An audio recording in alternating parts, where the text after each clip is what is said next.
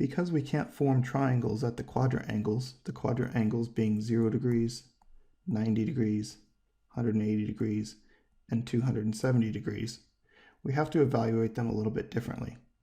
We've already learned that the cosine of theta and the sine of theta are simply the xy coordinates where angle theta intercepts the unit circle. We also know that the radius is equal to 1. Therefore, the distance from the center of the circle to each of the quadrant angles is also 1. That distance is 1, that distance is 1, this distance is 1, although it's actually -1 since we're on the negative x-axis. And the distance from the center to 270 is also 1, but it's a -1 because we're on the negative y-axis.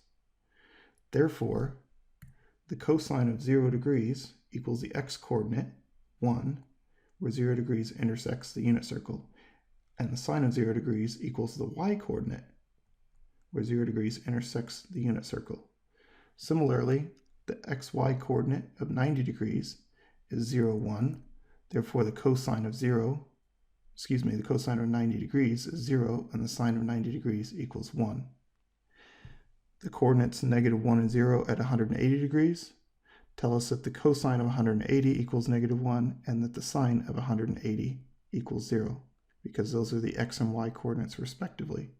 And finally, at 270 degrees, we have an xy coordinate of 0, -1, and since cosine of 270 degrees is equal to the x coordinate 0, and the sine of 270 degrees is equal to -1, we can easily determine those coordinates.